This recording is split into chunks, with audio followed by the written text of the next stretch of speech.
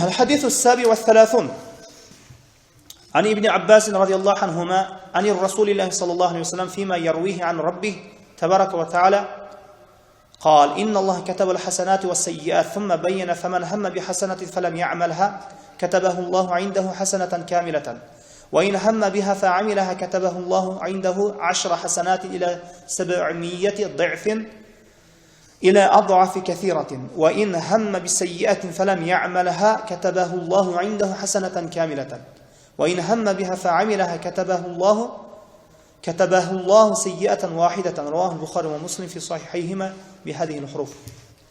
ибн Аббастан риwayat, пайғамбарымыз саллаллаху алейхи вассалам айтты: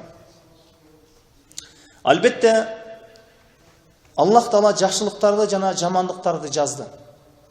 Андан кейін аны баяндады. Жақсылықты дағы баяндады, жамандықты да баяндады. Кимде-ким бір жақсылықты ниет қылып, анан аны жасабаса, анын ниетіне Аллах Тағала толық бір жақсылық жазады екен. Бір жақсылықты ниет қылды. Анан ошоны жасай албай қалды. Кейбір себептерге көрө Аллах аға бір жақсылықты толық жасады екен. Кимде-ким ошол жақсылықты ниеттеніп, ошоны орындаса, Аллах ошол иштеген ишин, ошол жасаған амалына ишине жараша 10 жақсылықтан 700-ге чейин же андан көптү жазып коет экен. 10-дан 700-ге чейин же андан көбүрөгүн жазат экен. Кимде-ким бир жамандыкты ниеттенип, ошол жамандыкты жасабаса, бир жамандык жасайын деди, анан ошону жасабай койду. Аллах ага толук бир жакшылык жазат экен. Кимде-ким бир жамандыкты ниеттенип, аны жасаса, бир толук бир жамандык жазылат экен. Бул Аллахтын менин ырайымына караңыз эми. Ушунчалык ислам дини жеңил экен. Ушунчалык Аллах Таала бул динди жеңилдеткен экен. Ушунчалык пенделердин ырайымдуу зат экен. Бул хадиси куддуси. Өткөн хадистерге окшош эле, мааниси да, сөзү да Аллах Тааладан. Хадиси куддусинин мааниси дагы, сөзү дагы Аллах Тааладан болот. Кээ-бирлер сөзү пайгамбарыбыздыкы, мааниси Аллах Тааланыкы дейт. Бул аныктамага караганда мааниси дагы, сөзү дагы Аллах Тааладан деген маани туура. Буга караганда. Эми жакшыны жакшылык менен сыйлайт, жаманды жамандык менен жазалайт. Ар бир инсандын жамандыгына карап, жакшылыгына карап туруп жазалайт экен. Эми диндеги амалдар ар кандай? Мына Аллах Таала эч кимге зулум кылбайт. Эми ар бир сөзүн баяндайбыз. Инналлах катабал хасанат ва саййиат сумма байяна. Аллах Таала жакшылык менен жамандыкты жазып койду дейт. Эми жазылды. Эми муну кандай түшүнөбүз? Жазып койду деген максат лахул махфузда жазылган. Жакшылык менен жамандык ошол жерде жазылган. Эми мына пенделердин амалдарыны периштелер жазып коет. Ма ялфизу мин каулин илля ладайхи рақибун атид. Алардын оозунан не сөз атырылып чыкпасын, аларды байкап турган периште жазып коет дейт. Эми кал Аллах азза ва жалла мына إذا هم عبدي بسيئة فلا تكتبوها عليه فإن عملها فاكتبوها سيئة. Bir pendem deyt, bir жаман ишти ниет кылса, анан аны жазбай тургула дейт экен. Жазбай тургула дейт экен Аллах Таала периштелерге. Bir жамандыкты ниет кылды, бирок аны периштелерге айтат экен Аллах Таала жазбай тургула дейт экен. Анан аны жасап койгондон кийин ага bir жамандык жазып койгула дейт экен. Анан وَإِذَا هَمَّ بِحَسَنَةٍ فَلَمْ يَعْمَلْهَا فَاكْتُبُوهَا حَسَنَةً فَإِنْ عَمِلَهَا فَاكْتُبُوهَا 10. Эгер бир жакшылыкты ниет кылса, анан аны жасабай калды. Жасабай калса, ага бир жакшылык жазып койгула дейт экен. Жасабагандыгы үчүн дагы. Эгер жасаса, 10 жакшылык жазат экен. Бул башка бир риwayatта. Лахул махфузда бул жазылган. Жакшылык, жамандык. Бул албетте Аллахтын адилеттүүлүгүн билсек болот. Бул иман ээси үчүн бул хадис тараза сыяктуу. Жамандык менен жакшылыктын таразасы. Эми кимдин жакшылыгы канчалык көп болсо өзүнө жакшы, кимдин жамандыгы көп болсо өзүнө бир зыян. Мына Аллах Таала райымдуу экен. Мына бул албетте пенделердин жамандыгы жана жакшылыгы лахул махфузда жазылган. Пенделер жаратуудан алдын эле жазылып коюлган. Жана ошондой эле эненин курсагында жазылган. Мына فينفخ فيه الروح فيؤمر بأربع كلمات بكتب رزقه وجله وعمله وشقي أو سعيد. Ага рух үйлөнөт, андан кийин 4 сөздү жазуу буйрулат. Не ажалы, рызкысы, жасаган амалдары бактылуу же бактсыз болуусу. فمن هم بحسنة فلم يعملها كتبه الله عنده حسنة كاملة. Kim bir жакшылыкты ниет кылды, жасаймын деп. Анан ошону жасабай калды. Ага Аллах Таала бир жакшылык жазат экен. Бир толук жакшылык жазат экен. Жүрөктөгү ниеттин ордуну караң. Эми мисалы бир пенде орозо тутамын деди. Мисалы үчүн эртең дүйшөмбү күнү мен орозо тутамын деди. Анан ошол күнү аны кечинде орозо тутам деп аябай даярданды. Анан эртеси аны бир бурадары чакырып калды. Бир нерсеге чакырып калды. Бир меймангерчиликке чакырып калды. Же бир акыйкага чакырып калды. Анан тутпай калды ошол себептүү. Эми ошол жакшы жасаган ниети үчүн дагы орозо тутпаса дагы Аллах Таала бир жакшылыкты жазып коет экен. Эми жазылганда бул жакшылык кемчилдиксиз жазылат, толук жазылат экен. Мына وَإِنْ هَمَّ بِهَا فَعَمِلَهَا كَتَبَهُ اللَّهُ عِنْدَهُ 10 حَسَنَةٍ إِلَى 700 ضِعْفٍ إِلَى أَضْعَافٍ كَثِيرَةٍ. Эгер ким бир жакшылыкты ниет кылса, кийин ошону жасаса, Аллах Таалага 10дон 700ге чейин же андан көп жазат экен. Андан көп 700дөн кийин кетти. Миллион балжагы миллиардпы? Кетти андан кийин. Мисалы үчүн, орозо айында инсан миллиондогон соопторго жетиши мүмкүн. Орозо айында. Анткени орозо айында сооптордун чеги жок. Аллах өзү билет кимге канча сооп беришин. Мына Аллах Таала жеткирген болсун Рамазанга. Бул жерде ниеттин өтө бир жогору экендиги билинип турат. Эми жасап койду, ошону 700дөн 10 эседен 700ге чейин же андан көп жазылуусу мүмкүн экен. Эми инсан баласынын амалы кичине болсо, ихластуу болсо дагы өтө чоң соопка ээ болушу мүмкүн. Эгер амал кичине болгону менен ихлас болсо анда өтө көп соопка ээ болушу мүмкүн. Эгер амал чоң болгону менен анын астында рия, кичине бир рия жашырып жаткан болсо, ал амалды күйгүзгөнү жок кылган ошол.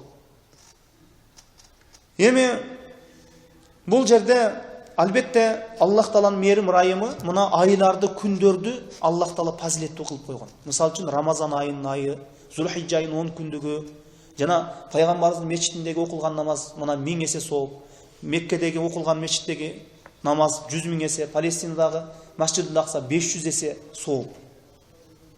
Эми мына Мен жабил хасанати фалаху ашру амсалиха. Ким бир жакшылык менен келсе, аны 10 эсе кылып алат дейт. Бир жакшылык менен келсе 10 эсе алат дейт Аллах Таала. Ва мен жаби сайят фала юза илля мислиха ва хум ла юзламун.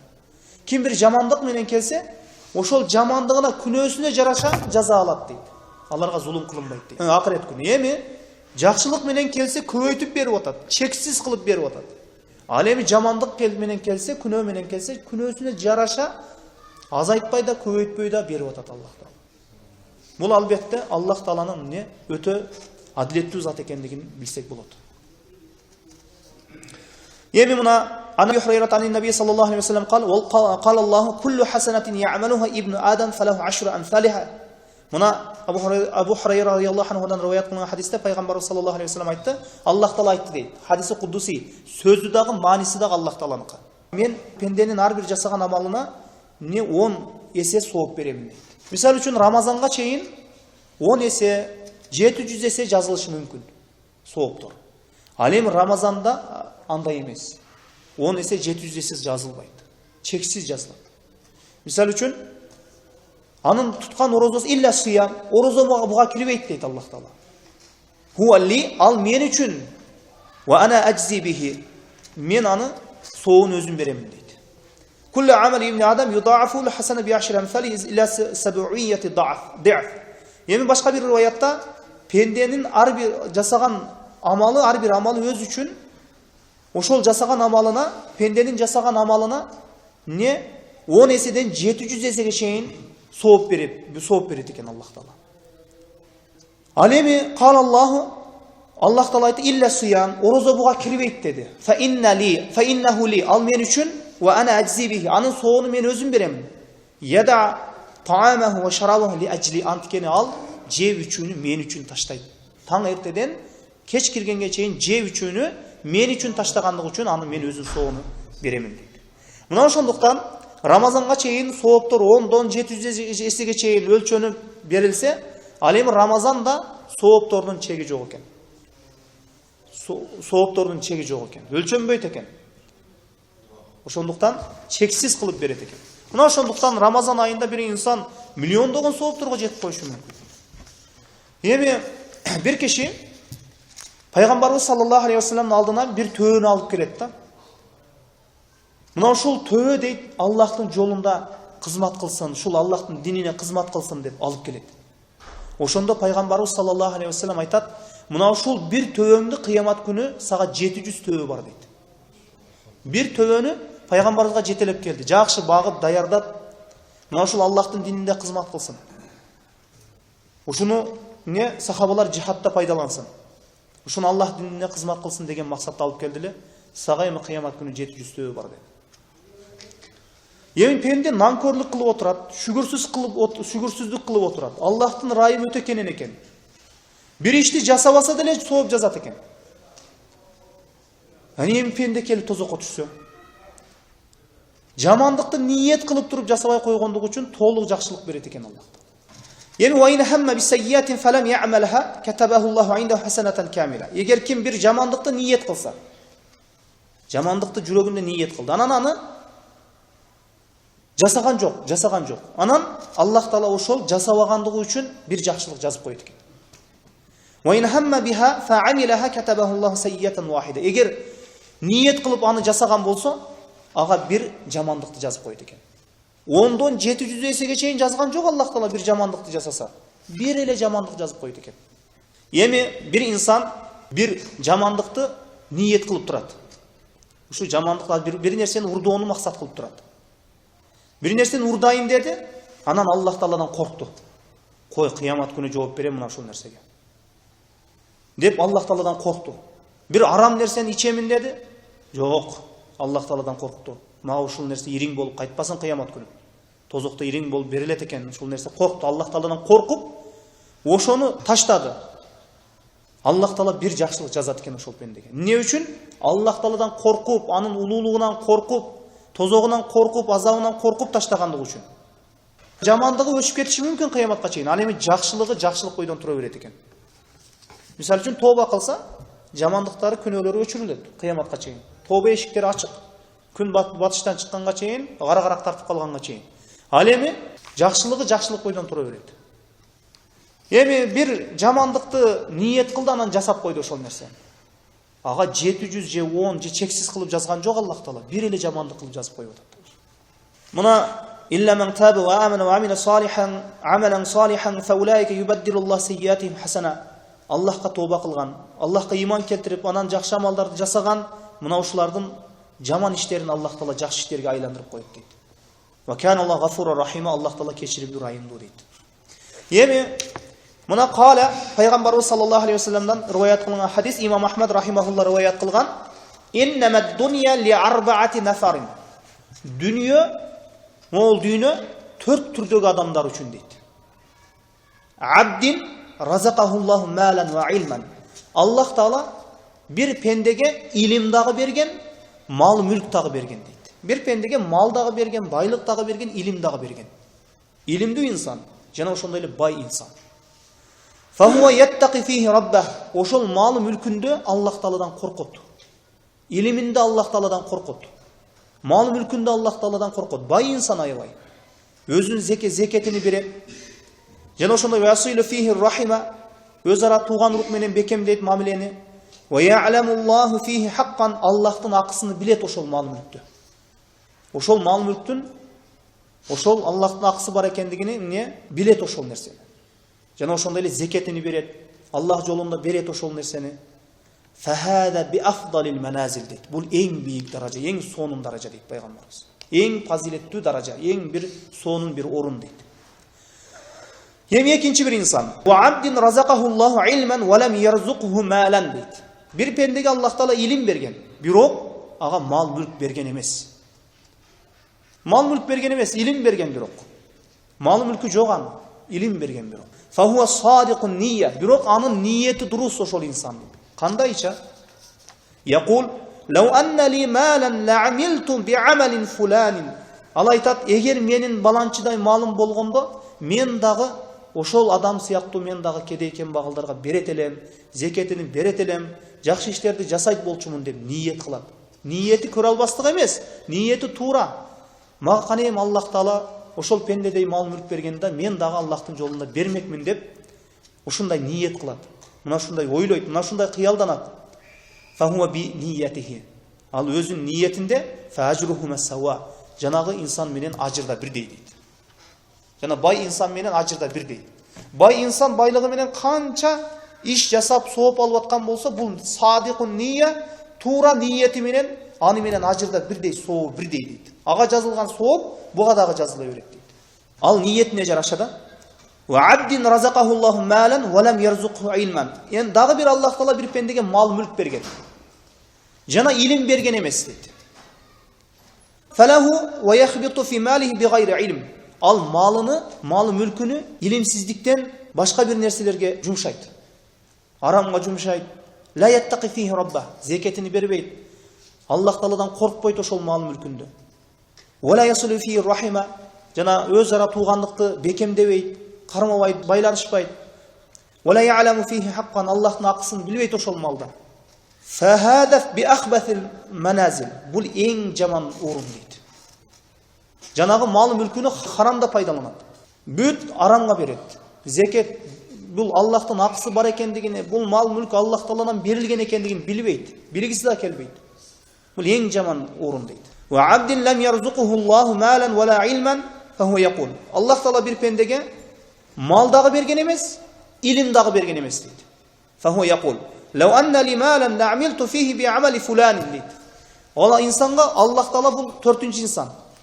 Төртүнчү түрдөгү инсан. Буга илим да берген эмес, мал мүлк да берген эмес. Анан айтат, ошо баланчыдай мал мүлкүм болгондо, мал мүлкүмдү ушундай нерселерге мен дагы ошондой нерселерди иштерге пайдаланат элем деп күнөөнү ниет кылат.